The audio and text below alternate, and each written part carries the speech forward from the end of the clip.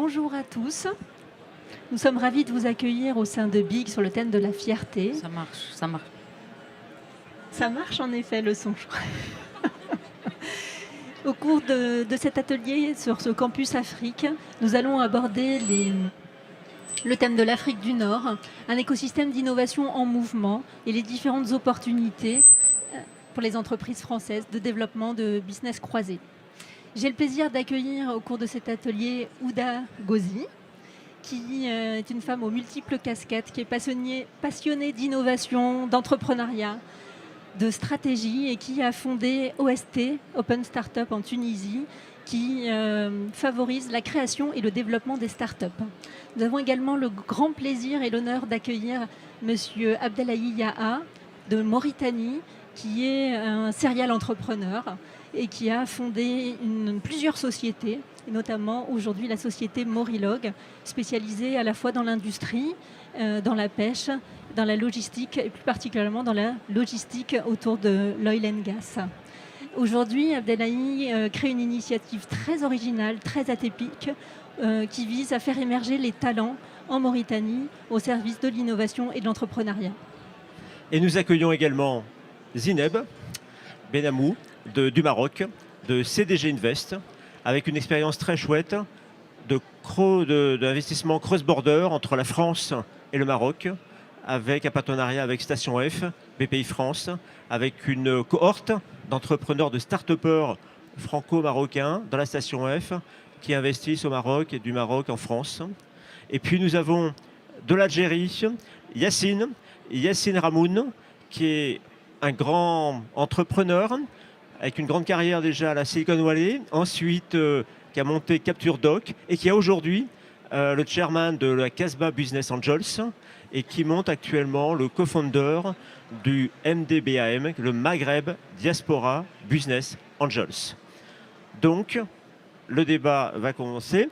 Et la première chose pour commencer sur ce débat, donc les écosystèmes d'innovation, et pour un peu comprendre les écosystèmes dans chacun de ces pays, pourriez-vous nous dire chacun, en 2 minutes, qu'est-ce qui est important dans votre pays et sur lequel vous allez capitaliser par rapport à cette notion de développer des écosystèmes d'innovation. Je vais te donner la parole d'abord à Ouda. Alors en Tunisie, je pense que la première chose qui viendra à l'esprit, peut-être des personnes qui savent un peu ce qui se passe en Tunisie, on va peut-être parler de la réglementation, mais bien plus que la réglementation, c'est la manière avec laquelle elle a été créée, qui est assez exceptionnelle pour un pays comme la Tunisie, qui sortait de 40 ans de quelque part d'un système qui était extrêmement dirigé, on va dire, et donc une réglementation qui s'est faite de manière bottom-up, où c'était 150 entrepreneurs qui se sont mis ensemble avec un ensemble de structures pour dire voilà la réglementation qu'on veut.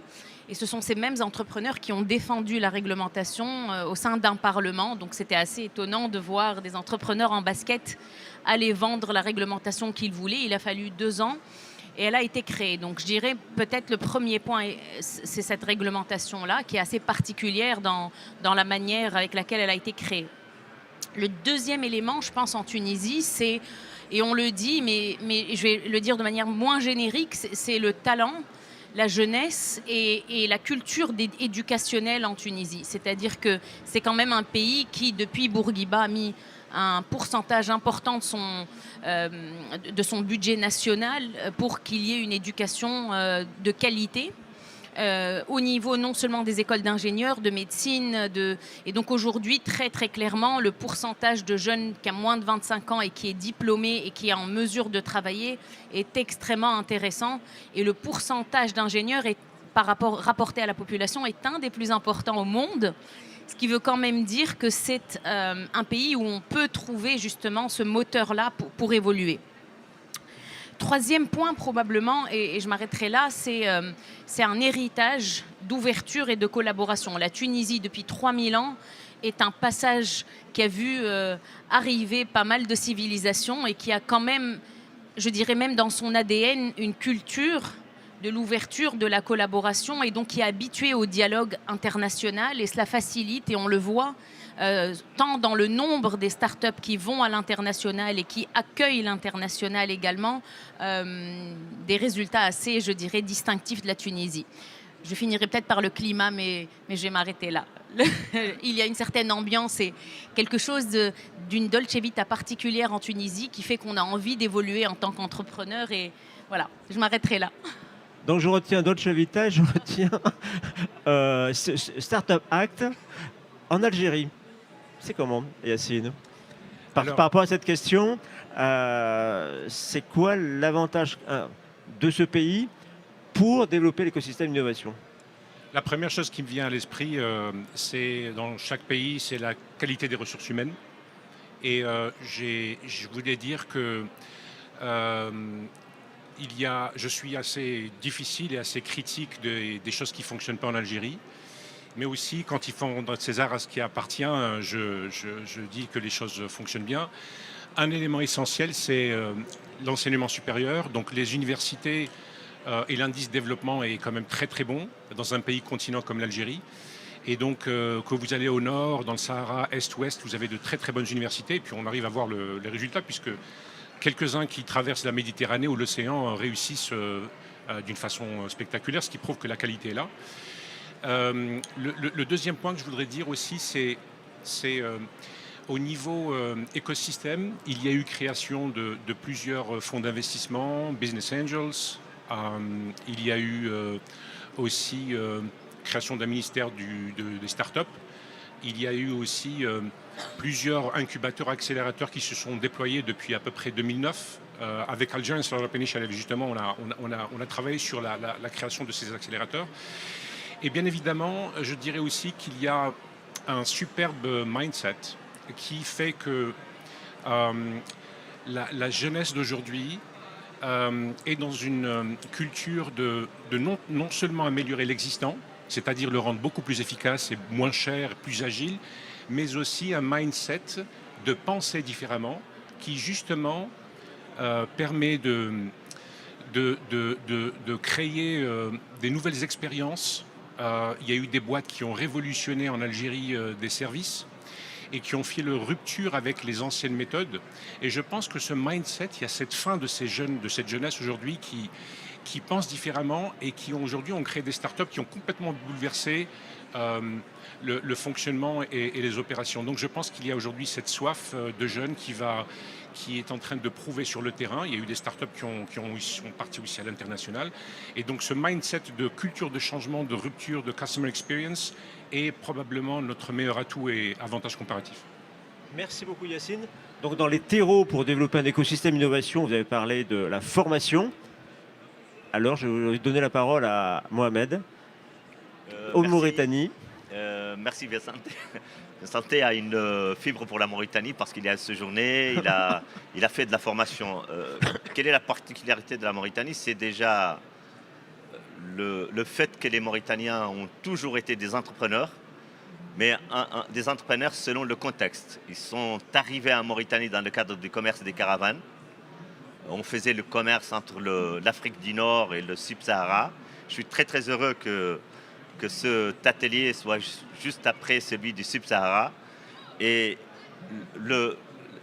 aujourd'hui, le contexte, c'est les nouvelles technologies. Et je vois énormément de jeunes qui sont formés, qui ont fait des études brillantes, que ce soit en Mauritanie ou ailleurs.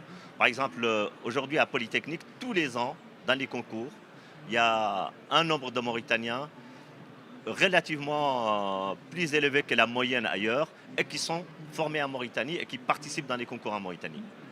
Et hier, on a eu la chance de rencontrer un groupe de la diaspora installés en France, qui sont tous des ingénieurs et qui ont déjà des idées et qui ne cherchent justement qu'à avoir l'accompagnement. Et c'est pour ça que personnellement, qui avait déjà fait des entreprises dans l'industrie, dans les services, dans la logistique, aujourd'hui j'ai décidé, sur des fonds que nous mobilisons, c'est quelque chose de très particulier, c'est-à-dire que je finance moi-même l'initiative pour créer Moriop bien sûr avec l'accompagnement de BPI France et Bondinov, suite à la rencontre avec Isabelle Bébéar qui était venue à Mauritanie l'année dernière. Quand j'ai vu comment Bondinov et BPI France ont cette expertise, cette capacité d'accompagnement, je me suis dit, je les suis et j'en suis très très ravi. Aujourd'hui, on a déjà sélectionné une entreprise mauritanienne qui demande juste à être accompagnée et qui vend des applications pour une quinzaine de banques, pas seulement en Mauritanie, mais dans le Sub-Sahara et aux Émirats. Et donc nous avons déjà un carnet de commandes pratiquement rempli. Merci. Et alors, Zineb, dans ce partage, qu'est-ce qui facilite ce terreau de développement d'écosystème innovation au Maroc? Alors, au Maroc, outre évidemment la position géographique qui positionne le Maroc aujourd'hui comme un pays qui est la porte d'entrée à l'Afrique et à l'Europe, mais peut-être que tout à l'heure, en parlant de Station F, on aura l'occasion de rentrer dans le détail du pont entre l'Europe et l'Afrique.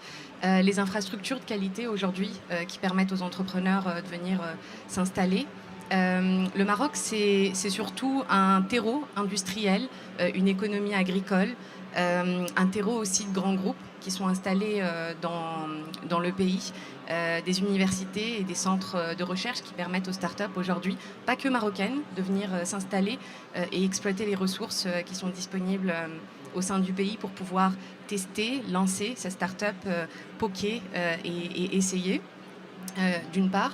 D'une autre part, le Maroc, c'est aussi la mise à disposition de talents, de ressources technologiques assez importantes. Et aujourd'hui, on est fiers de compter parmi les meilleures écoles de coding en Afrique et donner justement au marché et à toutes ces startups des cofondateurs CTO et des fondateurs qui lancent des projets technologiques.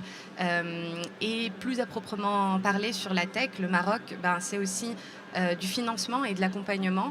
L'action du public et de CDG Invest à travers 212 Founders a été assez marquante depuis 4 ans parce qu'aujourd'hui, une start-up au Maroc, elle peut disposer des ressources financières en très early stage parce qu'on a des business angels, des réseaux de business angels assez structurés, du financement non dilutif pour permettre aux startups de pouvoir saisir les bons outils très en amont pour pouvoir tester, construire son produit. Notre action aussi, elle a été assez importante pour pouvoir structurer un écosystème de financement en early stage pour pouvoir financer les startups avec des tickets seed assez compétitifs aujourd'hui, aussi au regard des tickets qui se font en Europe. Donc tout ça pour dire aussi qu'on est capable d'accompagner, de financer des startups africaines, mais aussi avec les montants de tickets des startups européennes ou qui viennent d'autres pays dans le monde. Et bien évidemment, l'accompagnement. Aujourd'hui, il y a des incubateurs, des accélérateurs comme le nôtre, qui ont construit des programmes avec des standards internationaux suffisamment élevés pour pouvoir avoir des startups à dimension internationale, accueillir des startups étrangères qui choisissent le Maroc de plus en plus pour s'installer et réaliser dans les meilleures conditions des séries A en co-investissement avec de fonds importants de la place. Merci beaucoup, Zineb. Donc, ce que je constate après vous avoir entendu, c'est que nous partageons entre la France et l'Afrique du Nord. Vous m'entendez? Oui? D'accord. Nous partageons une culture et en tout cas nos connexions, qu'elles soient culturelles ou économiques, sont très fortes. Vous avez des écosystèmes qui sont en pleine explosion. Et ce que je voulais partager avec vous, entre vous et avec le public, c'est est-ce que par exemple, prenons ton exemple, Ouda, en Tunisie, est-ce que tu peux nous donner un exemple concret d'une collaboration réussie entre, par exemple, une start-up de Tunisie qui peut-être travaille en collaboration avec l'écosystème français et a trouvé un modèle équilibré où finalement les deux terres trouvent leur intérêt dans un équilibre sain de coopération, que ce soit business, technique. Alors, il y a plusieurs exemples et je pense que même si on regardait au niveau de cette collaboration pays, avant d'arriver aux startups, déjà au niveau infrastructure, que ce soit les jumelages au niveau de la poste, que ce soit les grands projets ferroviaires. La collaboration est là depuis très longtemps et elle continue. Au niveau, par exemple, un des exemples qui me vient à l'esprit, c'est Afrique Invest et KT. Lorsqu'ils ont créé le fonds Vici pour l'Afrique, ça s'est fait avec un partenaire français, notamment financé également par BPI, et qui était un projet en 2019 qui a permis de financer un grand nombre des startups en Series A et B, où il y a eu un partage de la technicité KT, mais aussi une connaissance particulière d'Afrique Invest qui opérait en Afrique depuis 30 ans. Et aujourd'hui, 5 ans après, on peut vraiment voir, on parle aujourd'hui quand on dit KT Afrique Invest, c'est devenu presque un nom commun, un nom composé. Donc les équipes travaillent comme si elles avaient été une seule. Donc c'est le premier exemple. Et puis au niveau des startups, ce qu'on voit émerger, c'est beaucoup d'exemples. Je prends le cas d'Expensia. Où ce qui se passe et ce qui marche en tout cas comme modèle assez spécifique, c'est des structures tunisiennes qui créent une double structure légale, une dans le pays d'origine et puis une en France, bénéficiant ainsi des avantages comparatifs de chaque pays et qui par la suite vont s'étendre ensemble dans le reste de l'Afrique avec un duo, une espèce de double moteur. Et ça, on le voit beaucoup dans le SaaS, on le voit beaucoup dans les startups AI. Il y a une trentaine d'entreprises aujourd'hui qui fonctionnent avec ce schéma-là. Ça a été beaucoup facilité aussi par la French Tech. Et puis très clairement, je dirais que la raison aussi pour laquelle ces modèles sont en train de fonctionner, c'est parce que quand on parle d'international, on a beau parler de technicité, ce qui marche, c'est le connu. Et le connu, souvent, pour la Tunisie, ça reste le modèle, la langue qui est déjà la langue française. Il y a des collaborations historiques. Et donc, je dirais c'est presque un duo qui se fait naturellement, une extension naturelle. Donc, c'est des partenariats quasi naturels qui se mettent en place et qui continuent à se mettre en place. Je ne sais pas si... Zineb, pour faire le pont avec ce que vient de dire Ouda, est-ce que tu parlais tout à l'heure de Station F? Est-ce que tu peux nous parler un petit peu de la collaboration, de cet exemple-là, cette illustration de double pont et les enseignements que tu en retires et qui pourraient être partagés avec le public? Oui, alors juste peut-être pour donner une ligne de contexte sur 212. Donc 212 Founders, c'est l'équipe au sein du fonds d'investissement public marocain qui s'occupe de l'accompagnement et de l'investissement des startups. Depuis 2019, on accompagne et on investit des startups au Maroc. Donc c'était notre métier d'acteur public.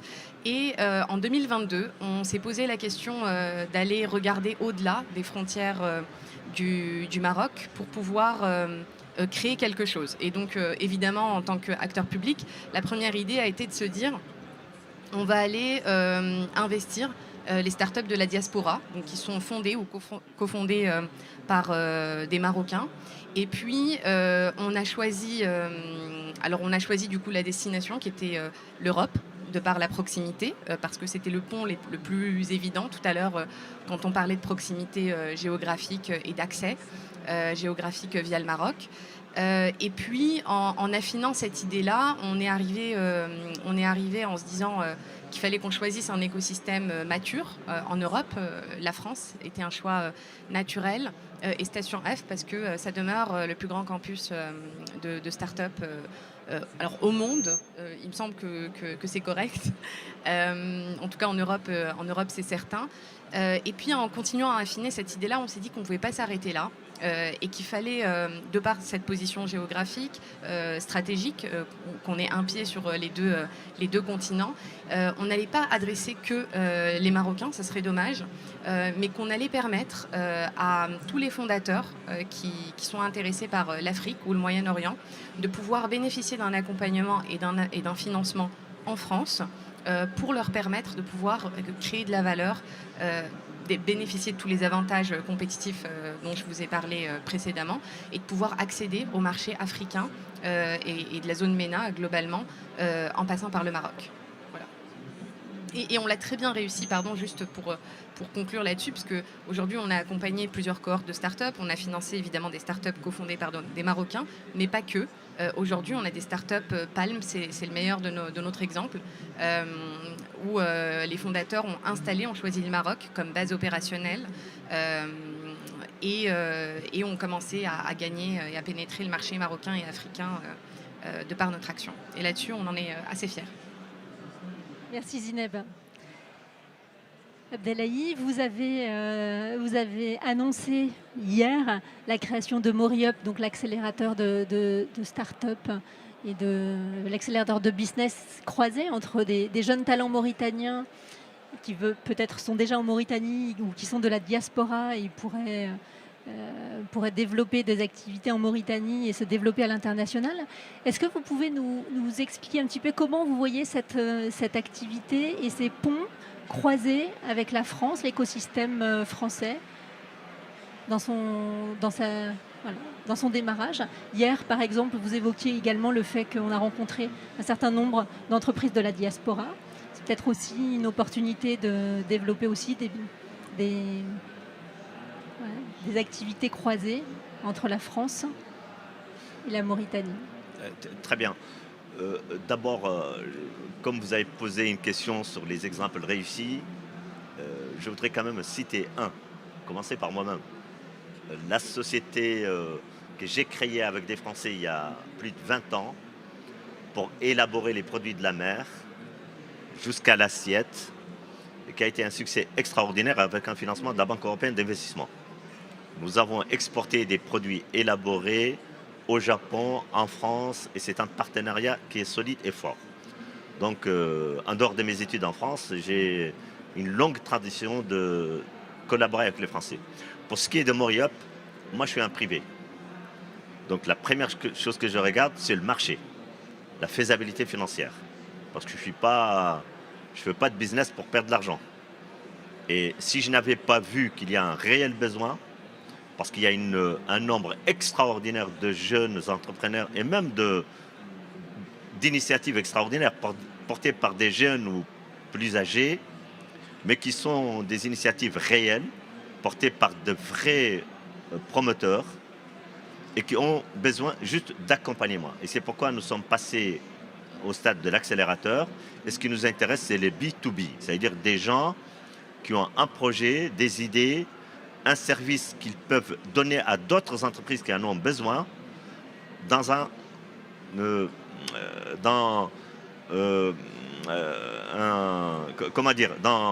élan compétitif. Et la rencontre hier avec la diaspora que vous avez organisée, la rencontre avec les Mauritaniens nous montre que l'idée est porteuse et nous sommes très encouragés et je suis même prêt à aller plus loin que ce que j'avais prévu. Donc le partenariat avec BPI France, Bondinov, l'expertise qu'ils nous ont apportée depuis plus de 6 mois, les étapes que nous avons parcourues, pour moi, est déjà un succès. Je vous remercie. Merci Abdelhaï.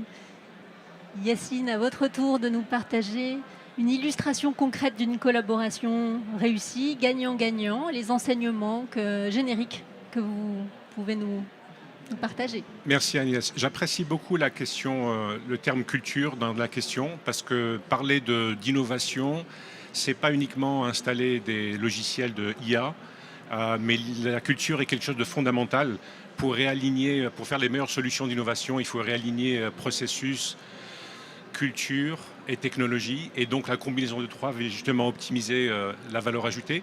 Je pense que aujourd'hui la culture entre les deux, le Maghreb et la France, c'est quelque chose d'énorme. Hier, je passais dans le métro et j'ai vu quelqu'un qui joue au piano, une chanson qui est algérienne, qui s'est traduite en 17 langues, qui s'appelle Ya Rayah, et qui veut dire un jour tu vas tourner, tu vas revenir dans ton pays d'origine. Donc on a tous mangé ici des kilomètres de merguez sur un barbecue et écouté de la musique. Donc je pense que et la culture française est énorme aussi au Maghreb. Donc ça c'est très important. Ensuite au niveau des success stories, collaboration entre les deux parties, Je pense je prends l'exemple de la start-up Yassir en Algérie. Vous savez, on peut parler de beaucoup de projets mignons, mais à la fin, il faut mettre des chiffres. Yassir est une start-up algérienne qui a soulevé 150 millions d'euros. Et il y en a d'autres, c'est assez unique dans la région. Il y a des fonds d'investissement et je pense qu'avec BPI aussi, on peut faire beaucoup plus de choses ensemble, qui elle-même est devenue partenaire de cette très belle ville avec le PSG. Donc des start-up algériennes qui s'externalisent et qui sortent. J'ai un très très bon exemple aussi, c'est CaptureDoc, notre société justement qui se déploie dans l'intelligence artificielle et met des solutions. On a investi aussi au Maroc parce qu'on met des solutions au Maroc, en Tunisie, Sénégal, Congo-Brazza. Et c'est passé par justement un pont avec Cofax France, justement qui a permis, qui est le meilleur preuve justement qu'on peut, avec une tripartite, déployer des solutions à très forte rupture. Et encore une fois, merci à ce rapprochement culturel, linguistique, parce que justement c'est un catalyseur pour les solutions. Merci de ces partages. Et puis le thème du panel, l'Afrique du Nord, un écosystème d'innovation en mouvement.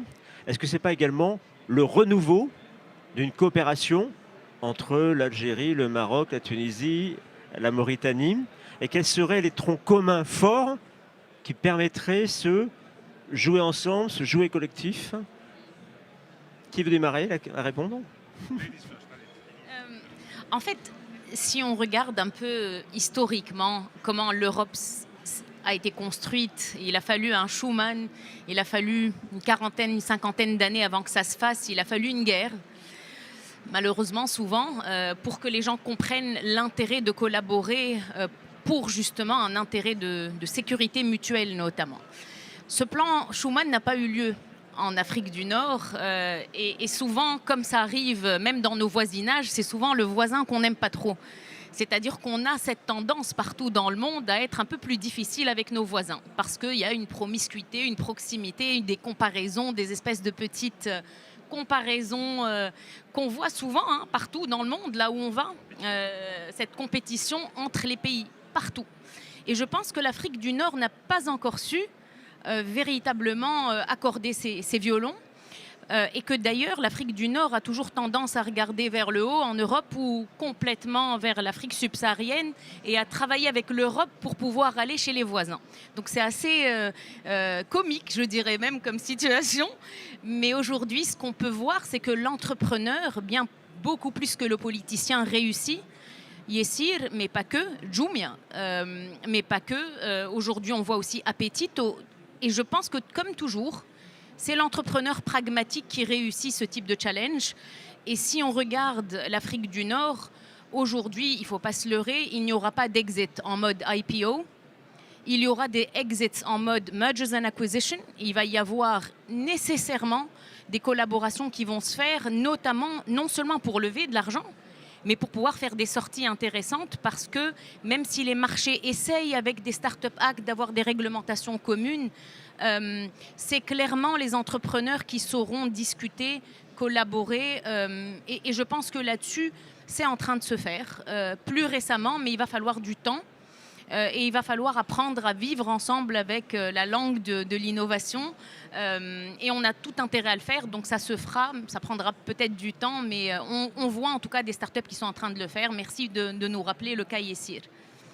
Yacine, et à ce niveau, cette question de jouer collectif, que voudrais-tu nous partager ? Alors, jouer collectif, moi je pense que c'est pas quelque chose de nouveau, ça s'est fait dans le passé. Il y a de toute façon, malgré toutes les attaques, malgré toutes les choses qui entravent le jeu collectif, fake news, divergence politique, je rejoins Houda en disant que je pense qu'il est fondamental, c'est d'apprendre à travailler ensemble, malgré les divergences politiques, malgré les fake news. Et je pense que là, on peut réussir de très très belles passerelles. Je suis d'accord que c'est vrai que quand on a un voisinage, et c'est pas propre au Maghreb, d'autres régions, les voisins se chamaillent. Mais je pense que malgré tous ces points bureaucratiques, fake news, tout ce qu'on veut, il y a quelque chose qui ne nous empêchera jamais, à moyen et long terme, de travailler ensemble. Nous avons quelque chose de fabuleux dans le Maghreb, c'est justement la fraternité. Ça, personne ne peut nous l'enlever. Moi, quand je suis allé en Tunisie, quand je suis allé au Maroc, je me suis senti chez moi. J'espère visiter la Mauritanie bientôt. Euh, j'ai investi au Maroc, en Tunisie, j'espère le faire bientôt aussi en, en Mauritanie. Je vais donner des exemples concrets justement de jouets collectifs. On a créé Maghreb Diaspora Business Angel Network, qui est justement de connecter avec nos amis marocains, tunisiens et j'espère le développer avec mon ami Abdel, qui permet justement à des investisseurs business angels européens d'investir dans le Maghreb. Donc une fois par mois, il y a des startups qui pitchent. Ce qui est très important à mon avis, c'est de mettre des indicateurs de performance pour justement faire la scalabilité de ces programmes-là et justement pérenniser ces programmes-là et jouer collectif. Et j'espère aussi que BPI France va aussi nous accompagner parce que il y a encore une fois comment rendre des choses scalables, comment pérenniser avec justement ces atouts que nous avons ensemble qui sont aussi, tout à l'heure Zine parlait de géographie, on est à une demi-heure de vol l'un de l'autre, donc pour moi c'est quelque chose qui, surtout la nouvelle génération, ils pensent différemment et j'espère que on va tisser de plus grandes passerelles. Voilà. Donc on a une demi-heure de vol, donc je donne la parole à Zineb. Quels sont les fondamentaux pour jouer collectif dans le domaine de l'écosystème innovation en mouvement? C'est une très bonne remarque. Alors, moi, personnellement, ça a toujours été ancré, hein, une ancienne vie chez BPI France. Je me souviens de notre slogan seul, on va plus vite, ensemble, on va plus loin. Alors, moi, déjà, je suis très fière de porter cette parole et de porter un message commun hein, des acteurs d'Afrique du Nord. La semaine prochaine, je suis en Tunisie, d'ailleurs, avec Houda pour commencer à ouvrir des sujets autour de la deep tech et on est tous soucieux ensemble d'améliorer nos écosystèmes locaux, mais ensuite de porter certaines problématiques pour améliorer globalement le climat des affaires dans la tech et l'écosystème. Et puis peut-être pour réouvrir aussi le canal France en tout cas Afrique du Nord. La plus belle illustration, hein, c'est Station F, c'est les partenariats aussi qu'on met en place avec BPI France. On a des guichets uniques qui permettent à nos startups de très rapidement saisir les bons outils de financement et nos startups aussi marocaines s'adressent à ces guichets uniques. On a mis en place également des learning expeditions avec certains corporates. La dernière en date était Orange. On accueille au Maroc la deuxième édition du JITEX Africa. C'est un événement qui se tient chaque année à Dubaï et l'édition africaine se tient au Maroc et on a été très fiers de voir tous les pays d'Afrique, mais aussi l'Europe et la France, les entrepreneurs venir avoir accès, découvrir, de se dire qu'est-ce qui se passe au Maroc, qu'est-ce qui se passe en Afrique et d'avoir une porte d'entrée pour discuter avec les différents acteurs. Et puis peut-être je finirai sur le dernier point. On organise en tant que 212 Founders un Founders Camp qui est un événement un petit peu plus fermé où on accueille de nombreux acteurs africains et du Middle East. Et BPI France a toujours une place également pour pouvoir porter des discussions de partenariat avec l'écosystème africain. Et moi-même, je suis board member de la French Tech au Maroc. Donc voilà. Merci. Et Mohamed, avant de donner la parole au public, un partage sur ce jouet collectif et les troncs communs en Mauritanie pour avancer dans ce jouet collectif. Vous savez, on est en train de parler de l'innovation. Mais je pense que l'un des grands mérites de l'innovation, c'est que les gens qui s'intéressent à l'innovation ne sont surtout pas concernés par les petits problèmes, l'histoire ancienne, les petits problèmes de voisinage. Ils sont voisins parce qu'ils sont dans le virtuel, ils sont dans le cloud. Donc ils ne sont pas du tout, pour eux, il n'y a pas de frontières. Et ils parlent un langage en commun. En particulier, la Mauritanie, moi j'aurais été très heureux aussi sur le campus Afrique, hein, parce que j'aurais pu aussi être avec l'atelier Sub-Sahara. Pour dire ici que nous sommes la passerelle entre l'Afrique du Nord et le Sub-Sahara. Il y a une route avec l'Algérie, il y a une route avec le Maroc, énormément d'échanges. Et pour aller au Sénégal et vendre dans le marché subsaharien, on passe par la Mauritanie. C'est le cas pour la Tunisie. La Tunisie, la Mauritanie a, dans le cadre des nouvelles technologies, le Tunis Télécom, la Mauritanie lui a donné une licence au détriment des grands groupes internationaux parce que la relation avec la Tunisie est une relation très particulière. Bourguiba a adopté la Mauritanie depuis le premier jour. Et beaucoup de Mauritaniens ont été formés dans des universités tunisiennes. C'est le cas avec l'Algérie. L'Algérie a des banques aujourd'hui en Mauritanie. Le Maroc a les télécoms, a les banques. Et les Marocains, les pastèques, les bonnes pastèques que vous avez ici sont cultivées par des Marocains en Mauritanie. Donc les échanges sont forts, la communauté culturelle, professionnelle est très très forte. Donc nous, Mauritaniens, on est bien placés pour tout ça. Merci et beaucoup. Nous considérons que les voisins sont très très bons et nous les aimons. Eh ben, c'est super, merci de ces partages. On enchaîne sur des questions pour 5 minutes. Questions, droit au but, il y a des questions. C'est vrai. Des questions, des partages. Madame.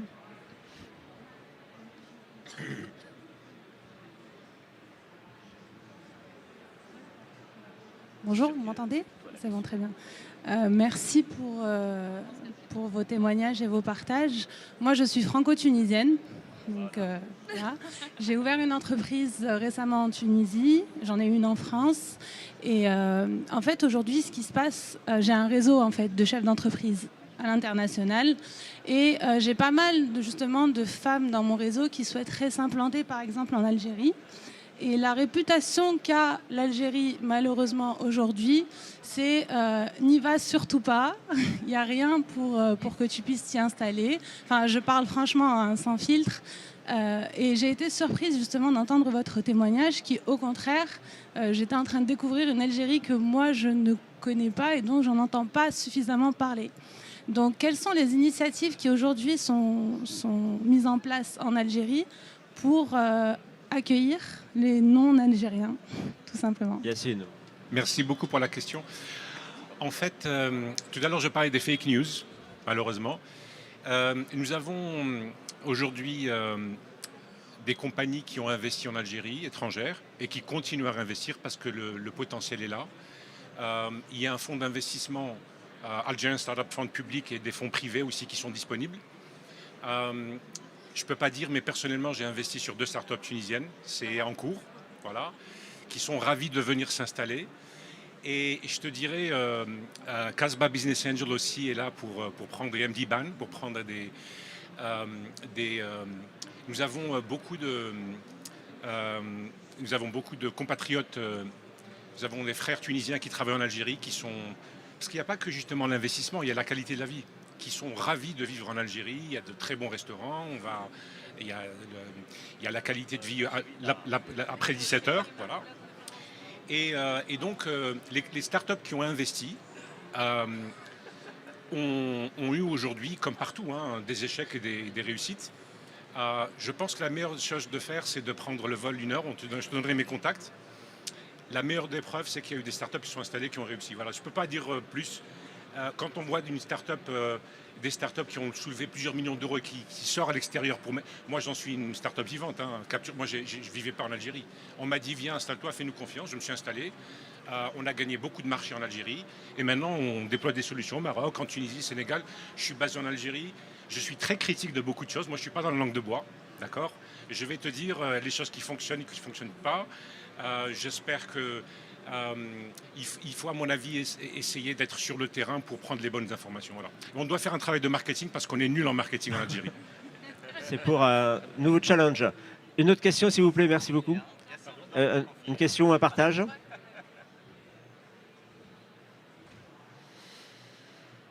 Merci, monsieur. Bonjour, c'est Ta, du coup fondateur de Ubinaire. Donc nous, ce qu'on fait, c'est en fait on essaie de mettre en relation des start-upers français avec des développeurs marocains principalement parce que je suis du Maroc. Mais du coup justement, on souhaiterait peut-être éventuellement étendre un peu notre base de données, notre réseau avec des développeurs algériens, tunisiens, mauritaniens. Donc qu'est-ce que vous me conseillez, où est-ce qu'on peut trouver, par exemple, de bons développeurs. C'est pour toi. Alors, c'est vraiment, je pense aujourd'hui, la principale question qu'on entend tout le temps, c'est des entrepreneurs qui viennent vers la Tunisie ou d'autres pays pour dire comment est-ce qu'on fait pour retrouver des développeurs. Aujourd'hui, le mieux, ça reste quand même de trouver des points focaux qui sont des boîtes comme ThinkIT, comme GoMyCode. Le mieux, c'est quand même de s'adresser non pas à des entrepreneurs en mode transactionnel tout seul, mais d'aller voir, notamment si on prend le cas de la Tunisie, les principales structures qui font ça, qui sont des boîtes qui vont recruter les entrepreneurs, les aider à s'assurer déjà de leur niveau de compétence, qui vont appuyer également dans la contractualisation et le suivi. Et là-dessus, on peut discuter plus tard. Il y en a quelques-unes en Tunisie, je ne sais pas pour les autres pays. Merci beaucoup, Ouda. Nous arrivons à la fin de ce panel. Merci Agnès. Mot de la fin. Chrono, chrono. Respecte le chrono, mais nous, respecte le chrono. Vous respectez le chrono, c'est génial. Vous pouvez partager avec tous nos speakers après ce panel en se mettant dans les allées à côté. Et, beaucoup d'informations ont été données. Ça permet de mieux connaître le Maroc, la Tunisie, l'Algérie, la Mauritanie. Merci à nos intervenants d'avoir partagé Voilà. leur expérience et n'hésitez pas à vous rapprocher d'eux pour poursuivre les collaborations croisées entre Merci l'Afrique du beaucoup. Nord et la France.